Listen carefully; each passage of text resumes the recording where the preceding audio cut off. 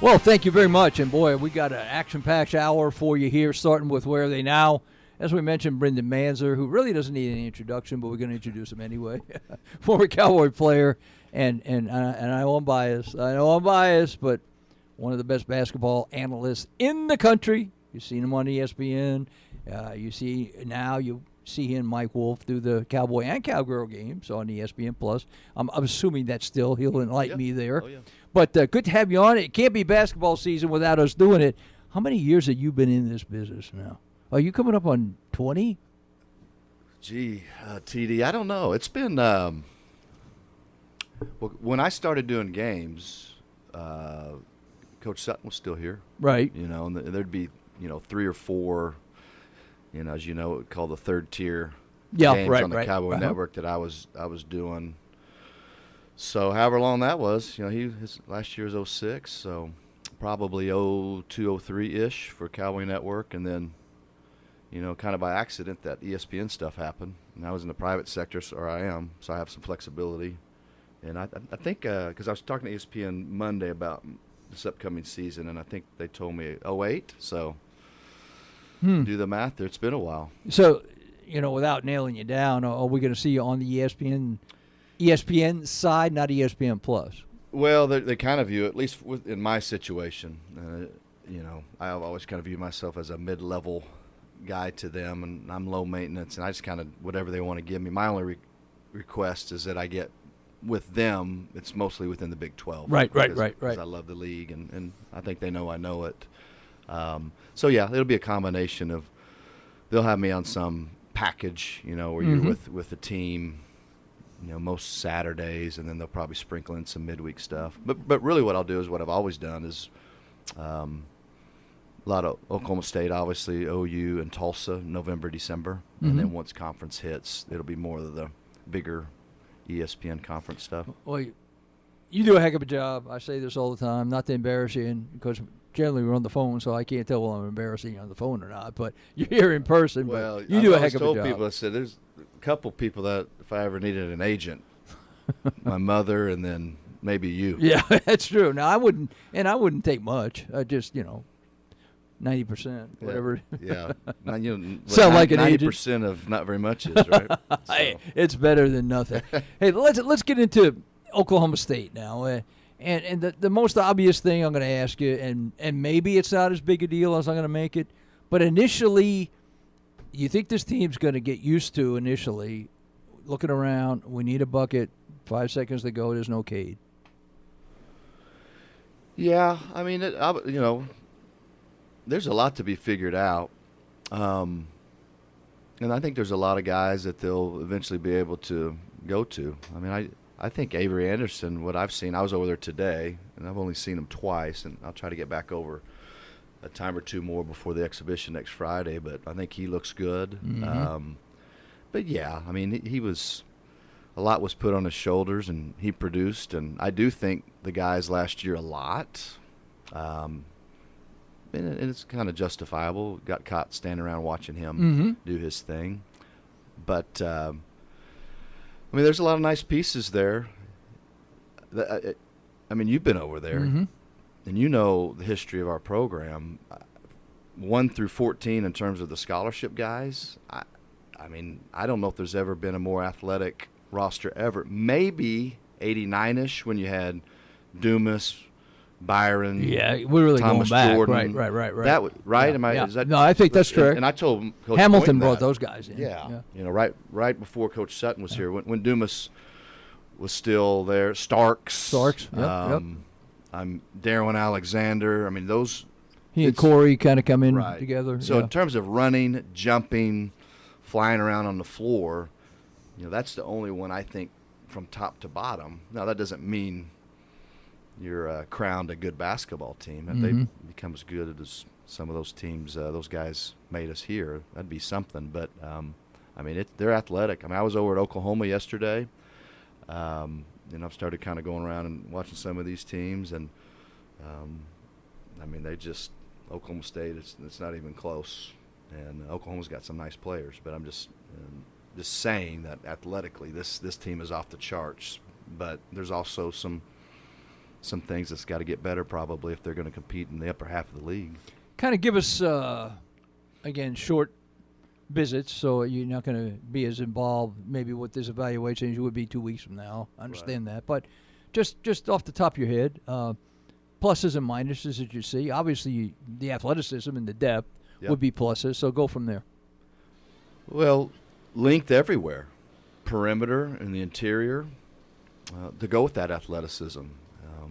A lot of guys,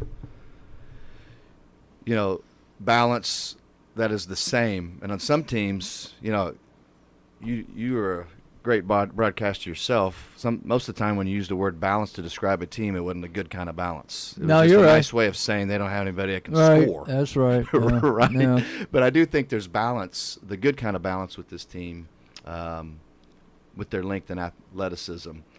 Cisse is you see him run. He runs like a gazelle, 7 feet. Got to continue to work on his hands. He's raw offensively, but he looks the part. He looks like those some of the Texas bigs we've seen in the league. He does. That have gone to the NBA. He looks like these guys. Yeah. Some of those guys returning that are a year older, Anderson, Alexander Moncrief. So from that sense, it's really good. They should be able to be disruptive defensively, no doubt, assuming they rebound the basketball well. They're going to need to take care of it because when they're going to want to play fast. And sometimes you get too sped up, as you know. What about ice? Where do you see ice fitting into this thing? Same ice as we've seen in the last couple of years? They need to get him downhill, right? And that's transition, which he's great at. He's not, hopefully he has the ability to knock down a wide open jumper, but I think, some teams, might sag off of him. Mm-hmm.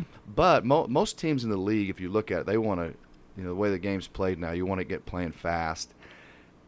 And it's hard to do that without pressuring the ball, right, to speed up the other team's offense. So, that may help him, whereas in another time it wouldn't be as beneficial for the teams to do that. But they got to get him downhill.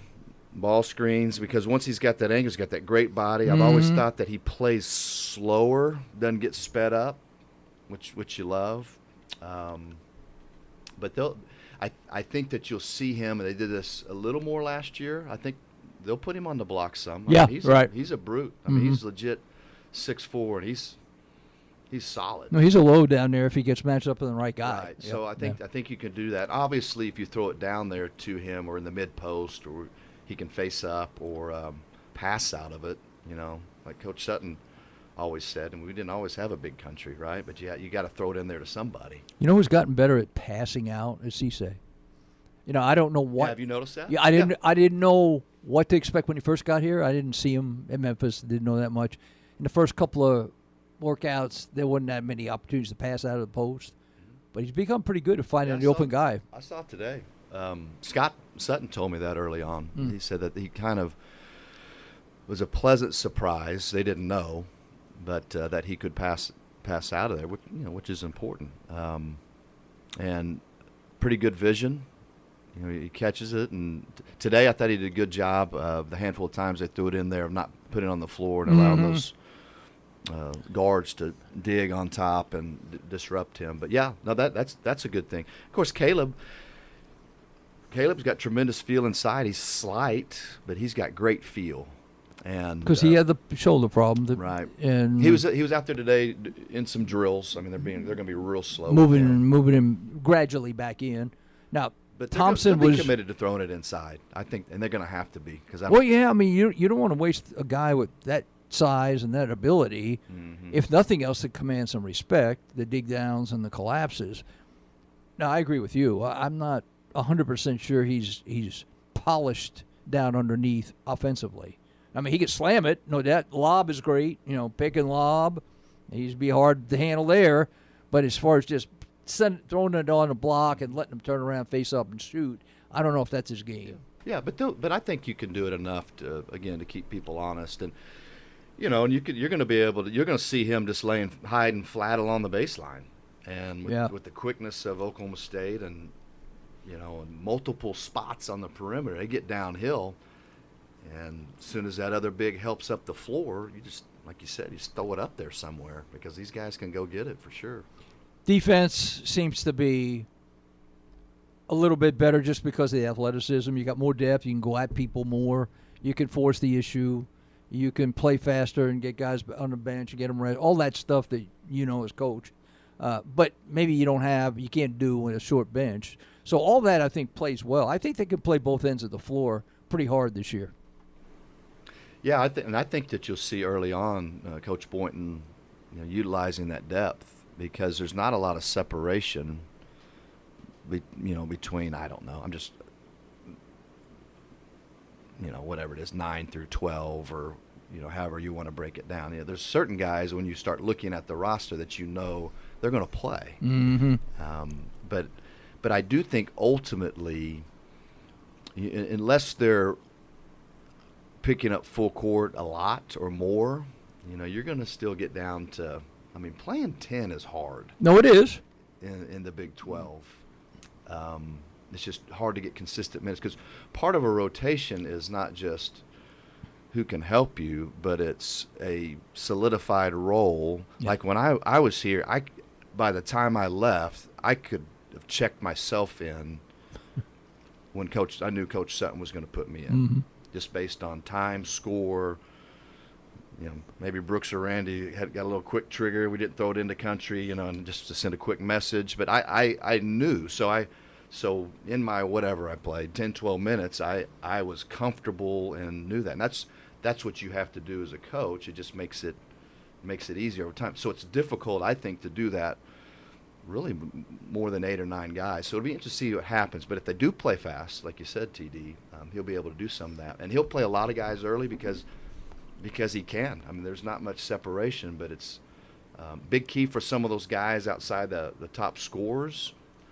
Are they right spots defensively? Do they know how to run the stuff?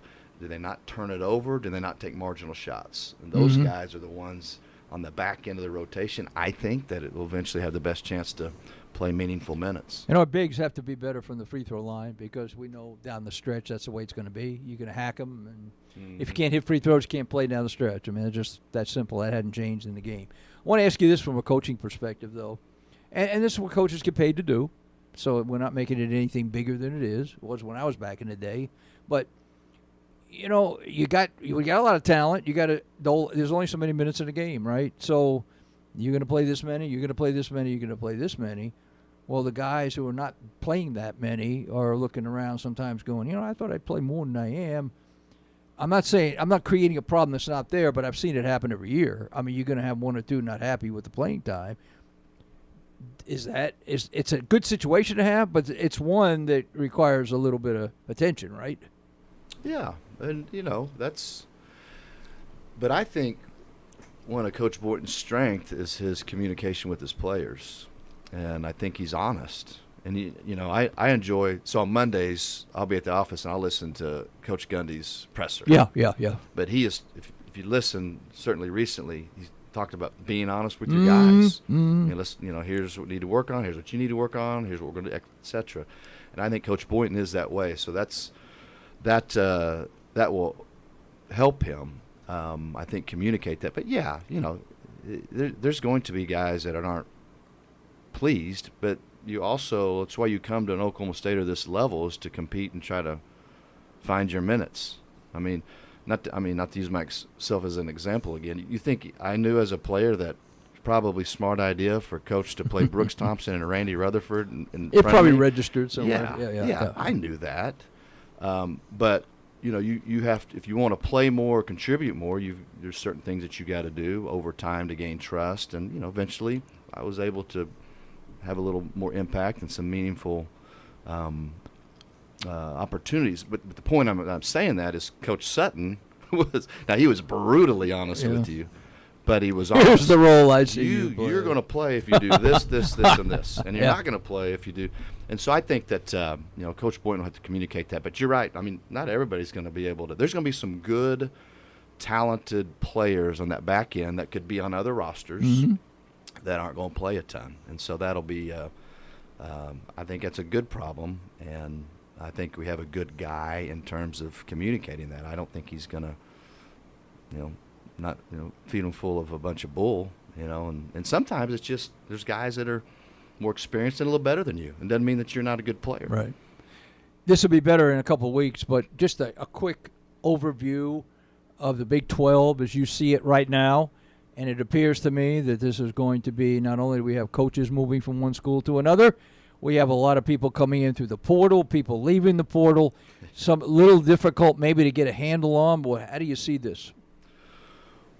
Well, the Big 12, once again, I really haven't paid attention nationally what everybody's saying yet. But typically, even though it's the top one or two leagues every year, no matter who's left, who's been drafted, what's going on, it is. It seems like they don't get the benefit of the doubt until the end of the year. But I will say this, it's a good chance to be the best league in the country again. You got 3 more than legitimate top 10 teams. Kansas has 4 returning starters, plus a couple of those transfers. Remy Martin from Arizona State, so they're way good. Baylor, it'd be tough to be what they were last year, but they're really good. I mean, that's a great – you want to talk about a program where they lose guys and can replace and plug back in. He's done a tremendous job for a lot longer than people realize. They have 3 guards, so it'll be hard to But they're still top 10 or 12. Mm-hmm. And obviously Texas with Chris Beard, he has probably 2 of the top 5 portal transfers, plus several guys returning. Plus, I think he does a tremendous job. So the window where Texas was underachieving in basketball, I think, is now over with him there. So TD, it's those 3 teams. Again, this is just all on paper. Sure. And then I think you kind of look to the next tier is Oklahoma State, Tech, and probably West Virginia.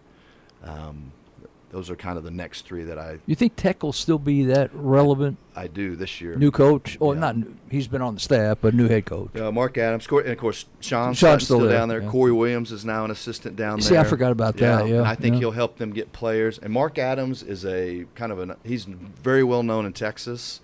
He's really responsible for Tech's defense over the last several years with Chris Beard. And I can see why.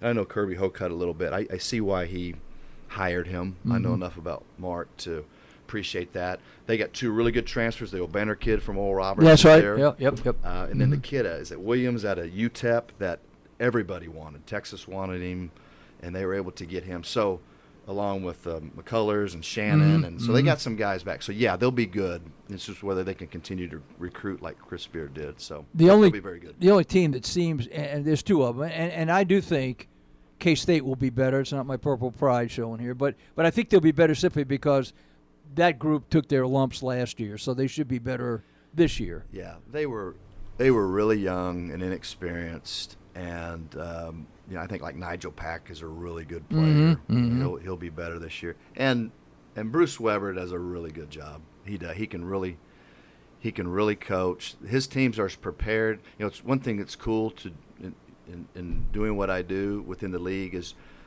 I've been to all the shoot-arounds, the practices, the game day prep, all of that for years among these coaches. And I've always said at K-State, as far as prepared for their opponent, probably as prepared as anybody. And so, yeah, they'll be better. I just don't know if the talent level is, what the upper, half of the league is. That'll be the challenge. Oklahoma, new coach, new people. They lost a lot.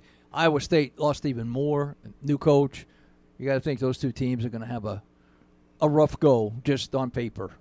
Yeah, Oklahoma will be. It's not like they won't be competitive. I think their problem or their challenge will be where is the scoring going to come from. But I like Porter Moser. Spent a good deal of amount of time with him yesterday. He's great. I think he's going to do a great job. They'll sign 3 top 100 kids on November 10. So, I think if you're going to get them, you better get them this year. So it would be, and then Iowa State. I think TJ will get it going. He's an old Iowa State guy, and but they just he didn't have anything. Literally, he had to fill the cupboard on his own. So that's going to take some time. In the time we have left, I got to let you brag. I mean, one thing. About one player on this Cowboy basketball roster, probably better than anybody. Another Manzer, huh? Another Manzer wearing the uni. Yeah. No, Coach Boynton was great. to let him be a part of the program. So Brooks is. I will brag on him. He's a really cool guy. I mean, he's got a lot of great qualities and good teammate, and he gets it. He's been Takes around after it. his mother. Yes, obviously. exactly. He definitely gets his looks from her, but he'll be a I think a cool part of the program as he progresses. It's kind of cool. I mean, he's the only freshman. He's obviously a walk-on, and How neat is that? Yeah. I mean, to Yeah, that's cool. see your son out there. Very cool, and I think he's enjoying it. And Coach Boynton, he's got a great staff. And of course, we have, there's Keaton and Scott and guys that we've known forever, and Coach Henson, and it's really cool. But Coach Boynton is a really treats all You got a the chance to players great. meet the new guys much? Assistants? Yeah. Like them. You might have run across. They're a a lot. couple They're a of them. lot like, I would say, Coach Boynton. It's always interesting. I thought that at Oklahoma with Lon Kruger, his assistants were a lot like him, meaning Yeah. thoughtful, good guys. And I think that I would say the same for Coach Boynton. These guys are a lot like him. I mean, very, very good with the guys and good people, and keep bringing in players, and they'll do just fine. Hey, I appreciate you coming by. It's Yeah, just this good is- that you came by. This is just the first of many. I mean, but we can't have basketball without this preview show, right? So you're gonna keep going up. You got TH coming on, and Matt. yeah. We're gonna So talk I'm just like it's like the old days. I'm like the role player. Well, I'm the role player. I mean, we bring the stars. You're the in. head coach, man. Yeah, What we are you bring the talking about? stars in, let them play. That's all I do. Appreciate you, buddy. Yeah, TD. Thanks, All right, man. man. Thanks, We'll get man. back in touch with you again. That's it for Where Are They Now. Appreciate Bryndon coming in. Great insight. And you'll see Bryndon, and you'll hear Bryndon many, many times this year. And as I said, I'm biased, but I think he's the best analyst in college basketball.